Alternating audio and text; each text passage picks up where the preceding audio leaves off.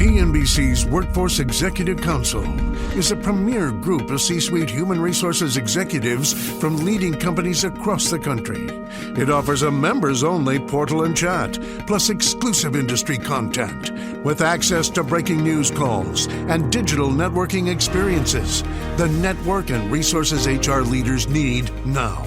Apply to the Workforce Executive Council at cnbccouncils.com/WEC. My mission is simple, to make you money. I'm here to level the playing field for all investors. There's always a bull market somewhere, and I promise to help you find it. Mad Money starts now. Hey, I'm Cramer. Welcome to Mad Money. Welcome to Cramerica. I'll be one of my friends. I'm just trying to help you save some money. My job, not just to entertain you, but to educate, teach, and deal with days like today, because I know how tough they are. So call me at 1-800-743-CBC. Of course, you can tweet me at Jim Cramer, but you got to be a little nicer, all right? Please. All right, whenever I tell people I like the market, you know what they say? The market is too high. It's too expensive. Do you know how many times I've heard that phrase this year? People have been brainwashed into believing the market's too high, when in reality, well, there are parts of the market that have gotten incredibly cheap. I think some are in a proverbial bear market. They're just obscured by the high flyers. Now, if you look under the hood, though, the bargains are plain as day, even as the averages might be too high, and I'll give you that. See, I bring this up on the day when finally the other shoe dropped, the one that gave us our first case of Omicron here, which I said would send the average into a tailspin, and it did. Dow sinking 462 points. It was up very big at one point. S&P tumbling 1.18%. NASDAQ nosediving 1.83%. It was really painful. The house of pain. Why? Because while many stocks are down, not all stocks are out, because the companies aren't out. It's a very hard point. We're going to get it across today. All week I've warned you that we're going to get another leg down when we start hearing about Omicron cases in the U.S. And we only have one so far. It's going to get much worse. So now you can start the nibbling process. Just nibble, because it's inconceivable that this will be the only case. In fact, I do expect thousands of cases, as we have so many unvaccinated people, or so many people who need that third boost because they got vaccinated long enough ago that the power is wearing off, which is what was happening to me. All right, so let's face it. The Omicron strain is here to stay. We just don't know when the market will start pricing in these looming infections. It did happen before. It's going to happen again. Happened in Delta, happened in 2020. It's a total wild card when it's priced in. But in 2020, it happened. First strain came, and then we decided it was okay after a longer period. Delta, first strain came, saw how bad it was. It got to sell off. And then we started thinking, maybe we should be buying. That's what I'm prepping you for. We are in the quick second sell-off. The second shoe doesn't finish dropping, though, in a single session. Now, there are plenty of names that are down big from their highs. But given that it's the first day of December, why don't we just go to the November videotape and examine some of the largest capitalization stocks that just got completely annihilated and people are giving up on? These often represent the biggest bargains, or at least decent, better entry points than just a few weeks ago. All these are quality companies. It's not a single obscure company. Let's start off with some of the obvious names. And I'm going to give you, these are stocks that we have been buying for the charitable trust because they've been pulverized from their highs, and they're now the definition of cheap, not on this year's earnings, but now on next year's earnings. I'm going to give you four of them: Disney, PayPal, MasterCard, and Wynn Resorts. Look at the charts. They're nowhere near the highs. You need to understand our philosophy for the charitable trust. You can learn more by joining the CMC Investing Club. See, we have a bunch of rules. For example, we don't like to chase. So we prefer to buy stocks on the way down, not the way up. We don't buy stocks for the now. We're not trading. We're investing for the long term. They're very different.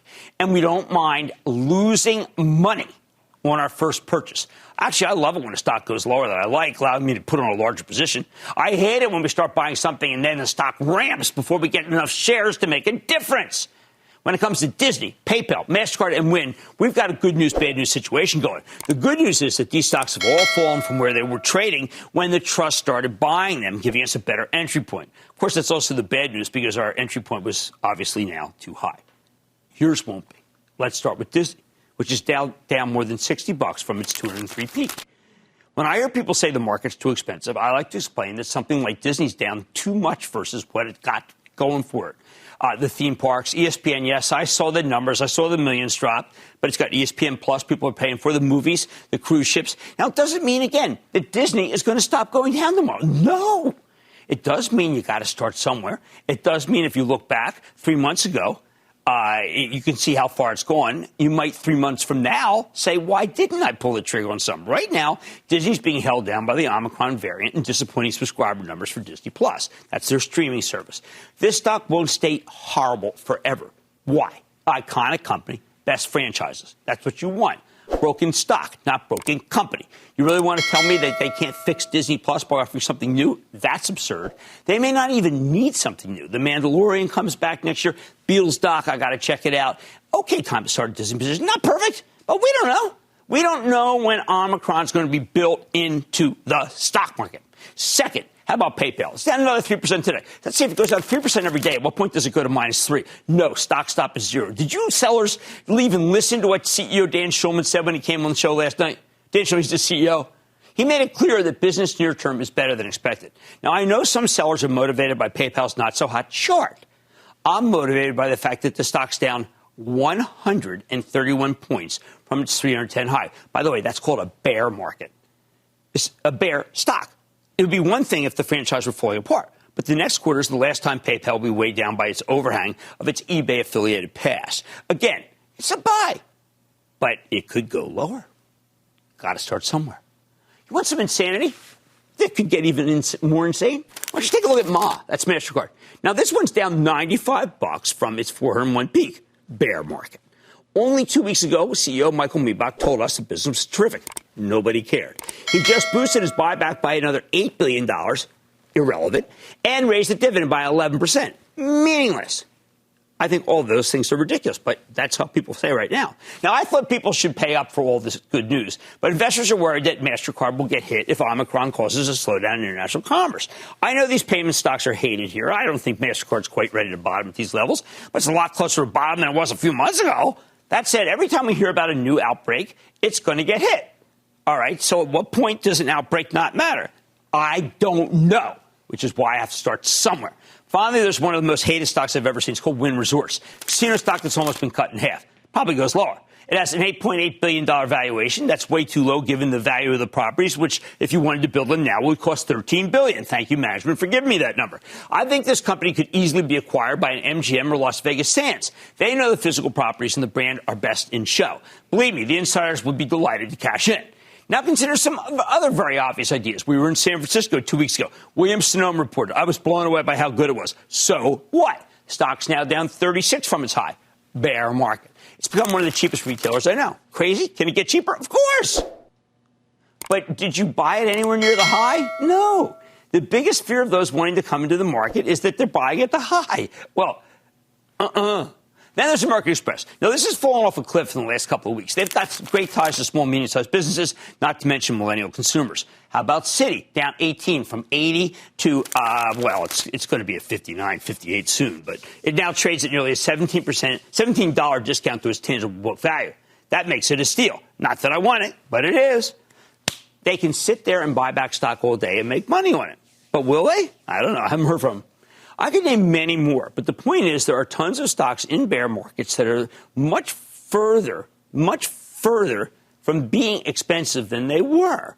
They are in bear markets. Sure, they may have been expensive a month ago, but down here, if you take a year-long perspective, like my charitable trust, they may turn out to be tremendous bargains, and you don't know when they're going to bottom. Does that make the whole market cheap? Of course not. But I don't care about the whole market. I'm looking for bargains, for anomalies, most of all for damaged stocks of quality companies. Now, not one of these companies is going away. They might be challenged by competitors, but they're long-term winners that have always found a way to be on top. Sure, with Omicron, everything's gotten suddenly scary. It's enough to freeze you in your tracks. Honestly, you could do worse than freezing up. At least you're frozen. You can't sell everything.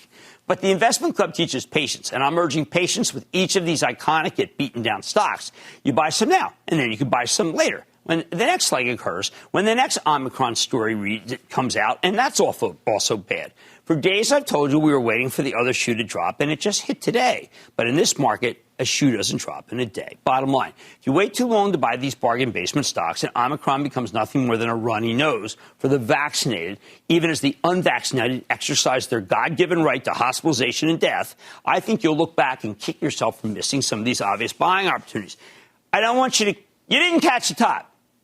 You might not catch the bottom, but they're certainly cheaper than they were. Adam in Texas. Adam. Hi, Jim. I have a question on the stock C Limited. Yeah. What do you think about it? It's been selling off pretty hard since its earnings. Is it still, okay, so C, I'm so glad you asked about this, Adam, because here's the problem with C. Your fellow shareholders, they're running for cover. This is a great franchise because they really own their own market. It's incredible. It's Uber, it's everything. It's eBay, it's Amazon, it's everything. At the same time, everybody knew that, and they are jumping ship. If you want to start a position, you can do it. But remember, it's going lower because of your joker fellow shareholders who maybe bought the stock on margin. Can I go to Alex in Oregon? Alex. Hey, Jim. Alex here in Portland. Thanks for taking my call. Of course. I just wanted to know your thoughts on Coca-Cola, given the inflation and interest rate situation we find ourselves in. You buy Coca-Cola here. This is the kind of stock that you buy. You even bought it in 2001. You did well. But you got to buy it in stages. You know, 3 1/4, and it had a fantastic quarter, by the way. So maybe you buy, let's say you want to buy 100 shares. But why don't you buy 25 tomorrow? Coca-Cola's not going away. As a matter of fact, Coca-Cola's gotten much better. James Quincy's doing a terrific job. We can't catch bottoms, people. Only liars catch bottoms. What we do is we start when it's a lot lower than it was. That's right. It is time to do some bargain hunting. So take a look at these stocks and just understand. I don't think a single one of these stocks is going to bottom tomorrow. But I also know that you're not buying at the top. Unity Software. They announced after the bell that it's closed on its acquisition of Weta Digital. So what does that mean? I mean, that's Peter Jackson. Think about Lord of the Rings, right? I'm talking to the CEO. Then the S&P 500 historically has a strong seasonal pattern for the month of December, but we have anything but that. Will history still repeat itself, or is it over? I'm going to check the charts. And Kruger Therapeutics has its sights set on curing some of the most difficult effects from Alzheimer's and schizophrenia, and we need them to win. Believe me. So let's talk to the CEO. And meanwhile, accept that these aren't the top, but they may not be at the bottom, and stay with Cramer.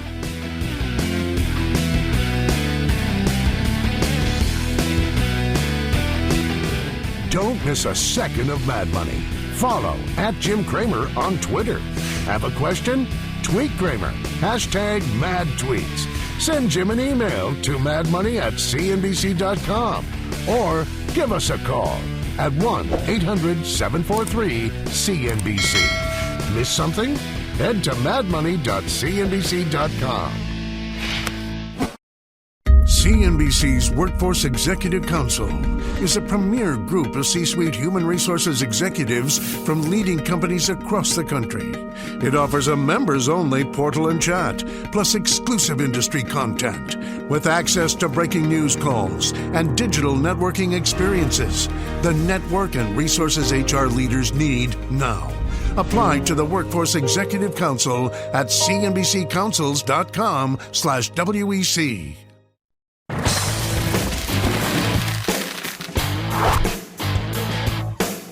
Well, we saw whipsaw action in the markets today. In the last couple of weeks, the action for all sorts of fast-growing tech stocks has been pretty steady. They've been obliterated by inflation worries, though, because red-hot inflation is an anathema to anything that trades on what it could earn in the distant future. But some of these names have fallen to the point where, to me, they're enticing. Let's talk about Unity Software, which makes tools for video game developers, especially mobile games, but also the metaverse. Last month, Unity reported a magnificent quarter. Stocks soared to the 200s, thanks to the recent sell-off, including a more than $20 decline, 12% slide. Well, now it's all the way back to 151. So you're getting that quarter for free. Just as important, the company just closed on the acquisition of Weta Digital's tech division, which handled all the visual effects in the amazing movies, The Lord of the Rings, something that could really help turn Unity into a true powerhouse. So let's take a closer look with John Riccitiello. Now, John is the CEO of Unity Software. Find out more about the deal and what it means going forward. Mr. Riccitiello, welcome back to Mad Money. Hey, Jim. John, I got to tell you, I think owning these properties, owning some iconic properties that allow developers to make cool things, made me think that I could get into a metaverse with some of these iconic drawings, tools that you give me, and really create a place that's my own, that I'd like to share with others. I think this is the big opportunity for a lot of developers. Yeah, so do I. I mean, I think, look, first off, Peter Jackson's a genius. And, you know, when he started to create the Lord of the Rings film some years ago, more than 20 years ago, he started by creating these tools to make effects. Like, remember when you saw Golem for the first time? It's incredible. So he's built literally dozens of tools. It's a large organization, over 500 person years of engineering going into it. It's everything from like city building tools, virtual environments, world building tools, things like barbershop, make realistic hair and fur and mustaches, and some of the world's best rendering technology. It's absolutely amazing what they've built. And it's locked inside of the special effects house that is Weta. And what we get to do is take those tools and bring them to the rest of the film industry, the music industry, to the video game industry. Anybody that wants to demonstrate or show something just gorgeous, perhaps in the metaverse or in any other form of media. Well, John, I think a lot of people don't understand this. I think they don't understand, unless they design things, that it takes these kinds of tools to make things lifelike. Without them, you're making these generated drawings. They don't cut it anymore. You can't do it without these kinds of tools, correct? That's absolutely correct. If you think about like a special effects film, you know, any of the Marvel movies or frankly, anything that we some of the movies we love, right? And they're essentially created one frame at a time, one pixel at a time, absent tools.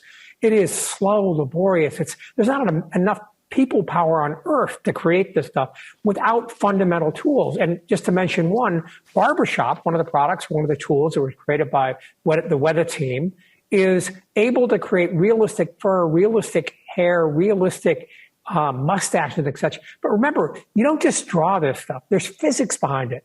You've seen, you know, in traditional animation or in films, it looks like a helmet of hair. It doesn't look lifelike or real, or that sparkle in the eye, or the texture, like tissue, the texture on the skin. Getting that exactly right. Artists can't do that one frame at a time and produce a movie, but, you know, once every couple of decades. These tools are massive enablers to content creators in gaming or in design and architecture, engineering, construction, and film, where they have the most advanced film production organization in the world for special effects. John, I was thinking about you when I was out at NVIDIA with Jensen Huang. And we were he was showing me things, and I was trying to figure out whether they were real or whether they were not computer-generated designs, like you said, but Unity kind of things. And, John, I couldn't tell. And that's the holy grail, because everything else doesn't have the right shading. It doesn't look realistic. Once you see the real deal that Unity has with Weta, you're never going to go back to the other stuff. Yeah, I think that's right. And first off, I'm a big Jensen fan and everything they're doing. But I'd have to tell you, if you asked me to create something beautiful, I'd be held back by the lack of skill. I can't draw like that. Right. I can't animate like that. I doubt that you can either. But with tools like this, you can create what you imagine. You can translate what's in your brain or in your imagination and your heart to the screen or to a design. And it can be photorealistic, or it can be anything else you want it to be. It doesn't have to be photorealistic. It can look like a comic book if that's what you want it to look like. But in choosing that, you have the agency. You're not limited by your skills or limited by your capability to use a computer in an incredible way. We make that possible. All right, so let's say I happen to be a big NFL fan. I want to play wide receiver. I'm not obviously going to do that in real life. Can I do that in Unity Life? Can I be out there with the other players and you can't tell that I'm not real? Well, there's about 10 questions wrapped up into that. So first off, there's video games, you know, from companies like Electronic Arts where you can play Madden and you can be, you know, part of the game. But if you want to, let me pull this back for a second. A traditional movie is made primarily with a camera, and then special effects are brought in after. You know, in the future, you're going to use tools like Unity and tools like the Weta tools we brought, where it's virtual production, where the entire environment is created inside of a computer. And what you're doing is essentially using green screen to put somebody's face or somebody's body inside of that environment. And, movies like Spielberg produced with Ready Player One were done just that way. So as we invert the model where the computer becomes the primary, if you will, framework for the structuring of a new film or the structuring of a new design, yes, you can be inside of that world, and you can inhabit any body you want. Now, a lot of technology goes into that. And when people talk about, and I think the term's a little overused with the metaverse, but what they're really talking about is the things that we experience online or on the internet. They become 3D, they become interactive, they feel real, like you're there. Right. You've moved to another place. An early terminology early term I heard a lot for this was presence, the sense that you're in a different place. And it is an astonishing change. It's amazing for education, what you can teach people when they can feel what they're doing versus just feeling like there's a teacher at the end of the classroom talking to them. They're actually interacting with it. You learn a lot more. It's just so much power that's going to be unleashed from doing these things. And tools that we're bringing to everyone now, the Weta tool chain and the many tools behind it will be such an enabler to artists across that literally any industry. Well, John, you are a true visionary. It's going to be unity. I know it's going to be unity. I don't want people to think about the stock. I want people to think about the future. This is the kind of stock a younger person watching right now. This is the kind of stock you own. John Riccitiello, President and CEO of Unity. So great to see you again. Thank you. Good to see you, John. Man Money's back after the break.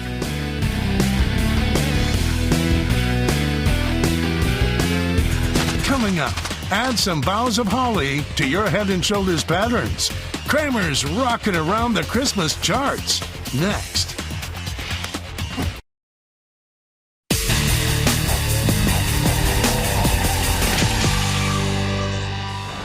How do we get our bearings when the future's uncertain and the averages keep whipsawing up and down?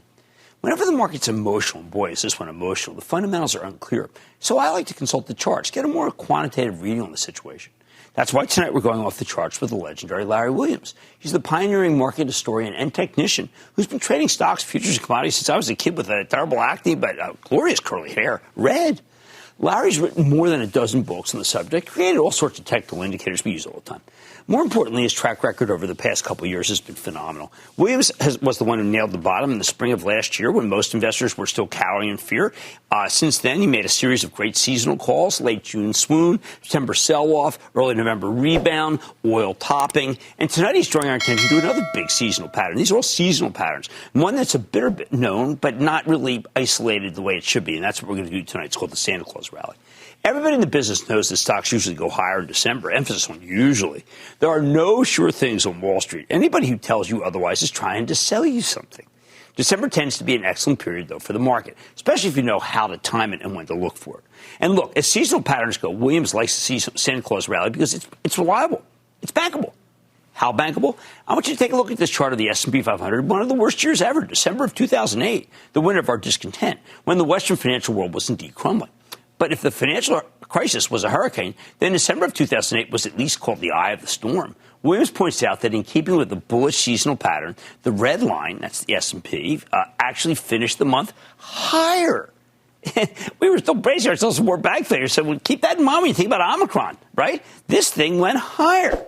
A year later, saw the same phenomenon. Check out 2009. Once again, that December got started with a pullback, followed by a powerful rally in the month. We just don't remember it. This was a good time to buy right here. What about December of 2007? Market on the verge of disaster. In 2007, December was a down month for once, but even then, Williams notes we caught a nice bounce near the middle of the month. These are incredible because I need you to be thinking about these when tomorrow we come in and we read about lots of sick people in Norway or wherever, okay? So generally speaking, December is terrific for stocks. But even in the rare case when we get a bad December, we tend to get a powerful rally in the middle or the end of the month. What about some more recent data? Okay, now look at 2015. Another year, S&P had a down month in December. People may not remember. It was kind of a scary time. Once again, the Santa Claus rally kicked in, but that was near the 21st, and stocks rebounded off the lows. This could be, if you want to ask me what I think we're most looking at, it's that pattern. How about what does it say when the market stays strong? I want you to look at 2019. That was the last normal year on record. December 2019 was a terrific time for the S&P 500. But note that the rally accelerated about halfway through the market. So you had good, not so good, and then boom, all right? Then again, there's last year. Once again, we had a good December in 2020. Williams points out that the optimal short-term entry point came around the middle of the month. So there we have this. We have a lot of little conflicts we're about to go into. Look, this is a long-standing pattern that tends to kick in even when Wall Street's in turmoil. That's my point. That's Larry's point. Take a gainer in the action in December of 1987, one of the worst years ever. Just 6 weeks after Black Monday laid waste to the entire market. Not only did the S&P roar that December, but the seasonal pattern kicked in near the middle of the month. Just like always, we caught another leg higher. Note that the blue line shows the seasonal pattern here only reflects data that was available at the time, meaning you could have caught this rebound using Larry's methodology. Okay, we're right here. Not that great a time, but, you had to catch it, had to be in it to win it. So what does this tell us about the charts in 2021? Here's the seasonal pattern in red, and while the pattern shifted a bit since 1987, Williams says it's only grown more pronounced. If you only cared about the seasonal pattern, then you'd want to buy the S&P on December 15. I know that's a lot of days from now, when you're in the thick of it today, but it's not when you go back a little. You want to catch the mid to late month move, though. Of course, you should never go off the seasonal pattern alone. We have some very real worries right now, and according to Williams, they're showing up in the charts. Obviously, we've had some serious short-term selling pressure, witnessed yesterday's beatdown, today's ugly reversal. His biggest concern, right now the market's got bad breath. Take a look at the daily action in the S&P 500 going back to September. The blue line here is the advanced decline line, AD line, an indicator that measures the number of stocks going up versus the number going down on a daily basis. Every day you subtract the difference to get a new reading. It's the best way to measure the breadth of what's working, okay? Not very good. The advanced decline line peaked 3 weeks ago. That's probably, when you look at charts, that was like a lot of these stocks we talked about today. That was the last time they were any good. Tumbled all the way back to where it was when the S&P bottomed in early October. Meanwhile, the S&P remains far above those levels. As far as Williams is concerned, that's very bad news because the averages tend to follow the advanced decline line. Basically, this thing already predicted the sell-off you've had so far, and Williams worries that the market won't be able to bottom until this indicator turns around. The until putting in quotes because we don't know when. So he started looking for cycles in the advanced decline itself to get a better bearing. Take a look. The indicator's in black, and Larry's cycle forecast is in red. Okay, this is very important. Listen, this has to do with right now. If history is any guide, the advanced decline line should bottom near mid-December, around the 10th, say, okay, not that far from now. And if that happens, he expects the stock market to follow suit. In other words, this cycle forecast confirms what we already saw from the seasonal forecast. It points to a mid to late December Santa Claus rally, although it also suggests that the next week or two could be difficult. We are in the soup. We're here, okay? Got me? Now, if the Santa Claus rally is coming this year, how do you play it? Okay, look at the table. Williams tabulated what happened if you bought stocks on the final trading days left in December every year for the last 23 years. What he finds is that if you bought on the opening of the fourth trading day left in December, then held it for at least one session and sold it at the first profitable opening, you would have had a profitable trade in 22 out of 23 years. That's called 95% accuracy. That's called amazing. The accuracy of the trade drops below 90% if you buy on the 8th to last trading of the day of December or earlier. In short, Santa Claus is going to come to town. Based on Williams' calculations, he recommends buying the S&P 500 around December 20th. Here's the bottom line. The charts and historical data, as interpreted by Larry Williams, suggest we're looking at a powerful rally near the end of the month. Not right now. But we might also have another leg down before this market stabilizes. My view, I think Larry's giving you still one more reason to start buying opportunistically on the way down off of Omicron, betting that we will get us to where we're almost, okay, here before I think we bottom a little earlier than he does, but we'll bottom. All right, let's go to Mark in Florida. Mark. Hi, Jim. It's a pleasure to speak with you. Thank you. My question is about Best Buy. With their unlimited tech program and all the cash handed out by the government, I'd expect a great Christmas season for them, yet the stock continues to drop substantially along with all my profits and then some. Where do you think it'll go from here? This was an amazing turn that had really nothing to do with Best Buy. I went over that story multiple times. What happened is it anticipated a great quarter, and you got a great quarter. We have seen this. Salesforce anticipated a quarter, got a great quarter. This has been a continual pattern during this month of November and now the month of December. So I think that the question is, Do you buy some here or do you hold it? There's no way you can sell it at this point. It's just too low. Tonight's chartist, Larry Williams, thinks the end of the month could bring a powerful rally, but you have to weather another leg down, which is where we are right now before things stabilize. Can you buy into this as it goes down? My thinking is yes, but gingerly and with big spaces between. Much more mad money ahead, including my exclusive with Karuna Therapeutics. With the company continuing its research to treat a range of effects caused by Alzheimer's and schizophrenia that almost everybody else has given up on, I'm digging into the latest developments with the company's top brass, very hard illnesses. Then, looking for a Christmas rally, I'll reveal 3 scenarios that can help the market have a happy holiday that nobody's thinking about on a bad day like today. And all your calls rapid fire in tonight's edition of the Lightning Round. So stay with Cramer.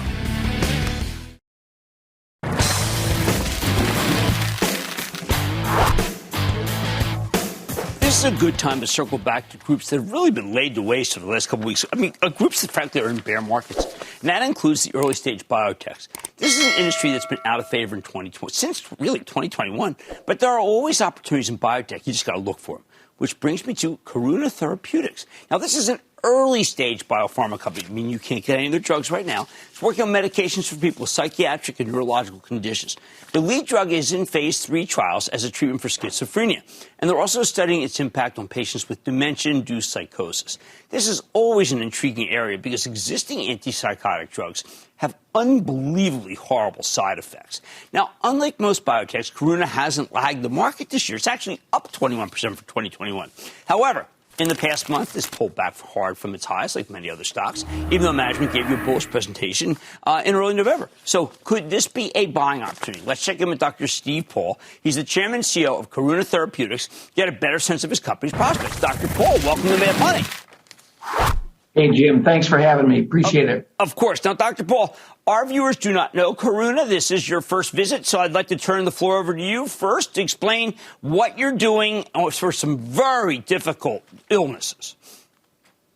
Thanks, Jim. Yes, Karuna is a clinical stage, psych-focused, CNS-focused biotech company developing what we believe will be a best-in-class, potentially game-changing treatment for schizophrenia and psychotic disorders in general. As you probably know, schizophrenia is a very serious mental illness, affects about 1% of the population, so 3 million Americans live with this disease. It's very disabling. Only about 10% of patients with schizophrenia are gainfully employed. Life expectancy for these patients is reduced by about 10 to 15 years. Tragically, about 5 to 10% die from suicide. So it's a very disabling, lifelong illness. And frankly, Jim, the treatments we have today aren't all that much better than they were when I was a medical student in the early 70s. We're still using drugs. There are about 20 marketed products to treat this illness that are not that different than the very first drug introduced 70 years ago, a drug called Thorazine. So what we have at Karuna, we believe, is, again, a very novel, very new medicine. We've done 3 placebo-controlled phase 2 trials where we've seen remarkable efficacy. And Jim, to your earlier point, without those very difficult, troubling side effects, massive weight gain, elevations in blood pressure, diabetes, neurological side effects, that profile is not our drug. It works very, very differently, has really robust efficacy, at least based on our phase 2 studies, without the baggage, if you will, of the current standard of care. So we're excited. We're in phase 3, as you mentioned. We've got 4 phase 3 trials up and running. They will read out, the first of which will read out about June of this coming year, 2022, and the second pivotal phase 3 will read out towards the end of the year. And we couldn't be more excited about this new medicine. Okay, now, I know you have a tremendous background in this field. So therefore, you know exactly how difficult it is. Why have the larger companies not succeeded, and we think that your company can?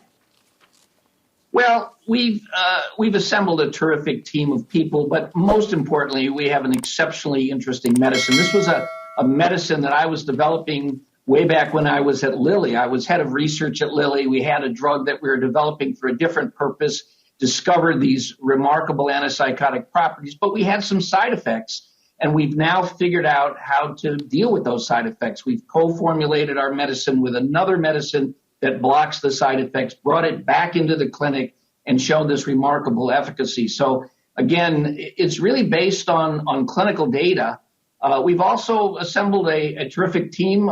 They kid me. We probably have a century or two of experience in developing drugs in this space, a lot of battle scars, but we know what we're doing, and we're very optimistic we'll be able to get through these trials. Well, let's talk about dementia, too. I run the American Brain Foundation Gala and do a lot of work with the American Migraine Foundation. And I've got to tell you, I'm not saying these are difficult. I'm saying I think these are often impossible issues. And I'm not saying I'm defeated, but I listen to Karuna, and I don't want to get my hopes up. As you know, from the work, say, we do with the American Brain Foundation, it's just a bust after a bust after a bust. Can you tell people why this is so hard? Yeah, let me also be clear. We're developing our lead product for the psychotic behavioral disturbances in Alzheimer's disease and other dementing disorders. We're not developing this drug to slow the progression of the disease, but about 50% of patients with Alzheimer's disease, roughly about 6 million people in the U.S., develop very bad behavioral symptoms. They hallucinate, they have delusions, vocal outbursts, agitation. And this, unfortunately, leads to nursing home care, hospitalizations, not only very troubling for the patients, but you can imagine for their families. And our drug works. We had a phase 2 study we conducted a number of years ago with the lead product at Lilly, and it worked pretty well in this condition. Again, we have solved the tolerability issues. So we're quite optimistic our drug is going to treat these behavioral symptoms of Alzheimer's. We don't pretend that this will slow the progression, and you're right. Those drugs have been challenging to find. Do you think the Lilly drug has hope against Alzheimer's, the current one? Well, I'm optimistic, yes, and as a former Lilly employee, I am optimistic. But again, our drug works very differently. It works on a different set of symptoms, nonetheless very troubling symptoms, the kind of symptoms that really impair life and the care of these patients. Well, I can't tell you how it was important that you come on the show. These are diseases that are not talked about. People see people who are homeless. They think that the people have something that is they're just not right. They don't realize that a lot of them have the things that you're trying to address. It must be addressed. And I'm so glad that you haven't given up like all the big drug companies have, because we need to solve these issues. Thank you so much, Dr. Steve Paul, Chairman and CEO of Karuna Therapeutics. Great to have you on the show. Thank you, Jim. Appreciate it. Yep. God, what can I say? These are really important issues. They're issues I'm involved in personally. I can tell you that these people have opportunities. Doesn't mean that they can pull them off. But if you believe and you really want to take a leap of faith, Karuna, Mad Money's back in.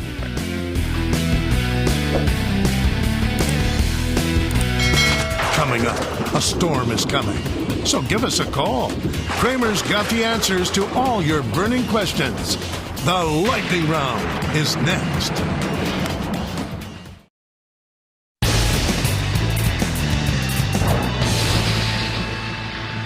It is time. It's time for the lightning round. And then the lightning round is over. Are you ready, Ski Dad? It's time for the lightning round. I'm going to start with Jerry in North Carolina. Jerry. Booyah, Jimmy Chill. Booyah, Jerry. What's up? I ain't chilled tonight, I'll tell you that much. What's going on? On April 15th, 1912, a big boat hit an iceberg and it sank. I'm on a big boat and we're taking on water. Is it time to get lifeboats out? CCL Carnival. No, it's too early. The one is Norwegian. That's the one that's got the best balance sheet and best situation. And then maybe we can go down to Carnival later. Let's go to Brian in Kentucky. Brian. Rough couple of days, Jimmy. Thank you. While sipping some good Kentucky bourbon the other day, I stumbled across a company whose trailing 12-month numbers are obviously distorted by the COVID testing business, but they've built a great balance sheet with lots of cash and a core genetics business that's growing very fast. Omicron might extend the COVID windfall. Buy, sell, or hold on Fulgent Genetics, FLGT.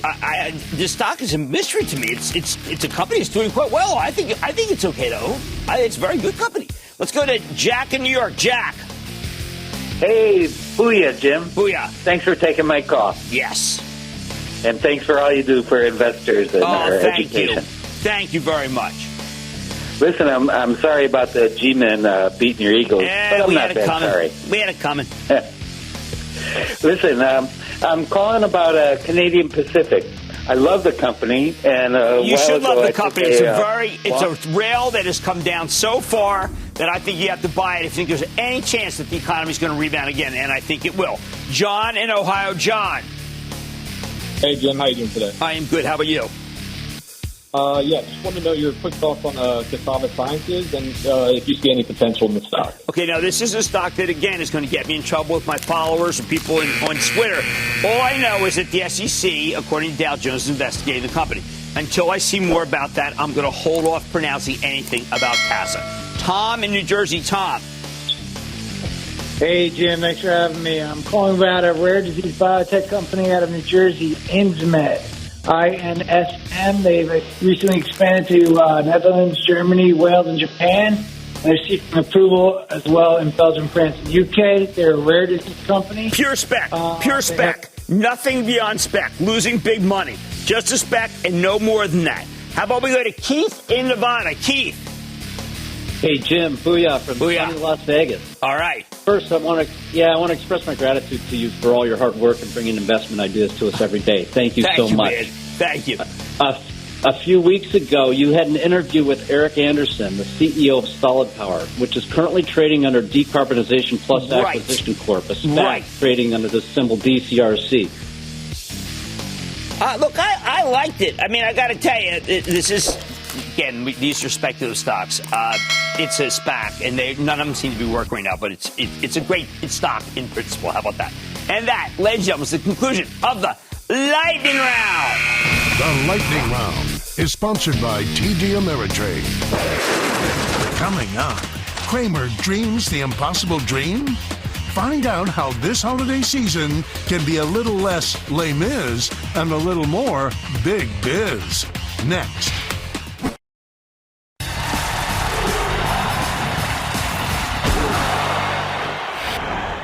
Don't like to leave you all negative at the end of the day. You always have to ask yourself, what does happen if things go right? It's easy to assume the worst about the Omicron variant. That's what everybody's doing. It's what started the market doing that terrible swoon. Doesn't mean the worst must come true, though. It's just as likely that we beat COVID here and move on with our lives. Some people would say that's a dream scenario. Maybe it's a reality scenario. It will make us look back at Jay Powell's quizzical hawk spotting as a terrific buying opportunity.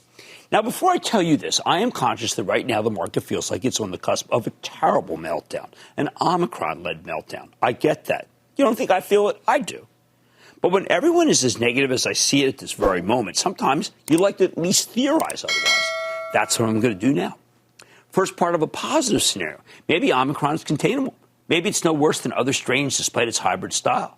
We've gotten much better at isolating the virus, and so far it looks like our vaccines, coupled with masks and social distancing, might be able to prevail, although Moderna's CEO has said existing vaccines might be less effective against this mutation, and the first case, at least, was a busted vaccine situation.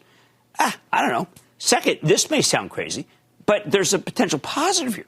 This morning, John Ellis published a must-read news item, that's what it's called, missive titled, Omicron May Be Our Salvation. He laid out a very real possibility. Omicron could be more contagious. It clearly is contagious, but less dangerous. This is something that happens a lot with viruses. The Delta variant was more lethal than the original strain of COVID, but if Omicron's less lethal, then it could be a blessing in disguise if it displaces the Delta variant as the dominant strain. According to Professor Francois Beaulieu, he's the director of the UCL Genetics Institute, we cannot rule out that scenario. He says he's got the highly optimistic scenario of a late epidemic mutation that is extremely contagious, displaces Delta, but does less harm, end quote. He explains that if we're, quote, a bit lucky, end quote, Omicron could do less damage to your cells than Delta, resulting in fewer hospitalizations and fewer deaths. Then he goes on, he says, if we're really lucky, maybe Omicron doesn't spread to the lungs and kidneys and stays right up here, which is how you end up with most severe symptoms when it goes down here. If that sounds far-fetched, you should know that there are about 30 Nobel laureates amongst UCL's alumni and current and former staff to date. Plus, last night we spoke to Dr. Eric Topol. He just published a more positive piece in The Guardian about it containing Omicron.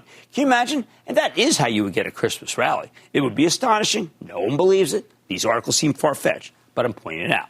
Finally, one more positive scenario that could come true, although, again, somewhat doubtful, if our country actually gets serious about making people get vaccinated. Something, by the way, Dr. Fauci pretty much gave up on today.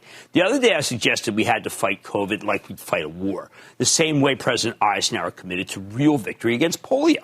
I've never got more blowback to anything I've said in 16 years of coming out here, even though I'm simply echoing the position of a Republican president and the general who led us to victory in World War II. Two good claims. I don't know what to tell you. National vaccine requirements were a pretty uncontroversial consensus before COVID. You can't go to college without a meningitis vaccine. That's not a big cause people have adopted. The anti-vax movement was a fringe thing. Not anymore. It's the majority in a lot of states, all of whom seem to have Twitter accounts, and many of them hate me. But even if you don't like it, vaccine requirements are essential. America is now the largest source of Delta spread in the world. 90,000 new cases per day, 50,000 hospitalizations. That's right. This first world country, the one that's lecturing everybody else about closing its borders, is the biggest COVID factory on earth. Why? I would say because state and local leaders want to defend your right to get sick and give it to me. My hope is to be part of the solution to conquering the scourge, not to encouraging it. We can do it. We have the 3-part vaccine to do it. But our politicians have to stop coddling people who are afraid to get their shots or feel like there's some sort of ideological issue here, and our president doesn't seem to know his own power. I'm betting that can't last. So you want a Christmas rally? If Omicron turns out to be less dangerous than Delta, very real possibility, government gets serious about making people get vaccinated, that's how it would happen. That's how we save lives, and maybe even turn the bear into a bull. I like to say there's always a bull market somewhere. I promise to try to find it just for you, right here on Mad Money. I'm Jim Cramer. See you tomorrow. The News with Deborah Smith starts now.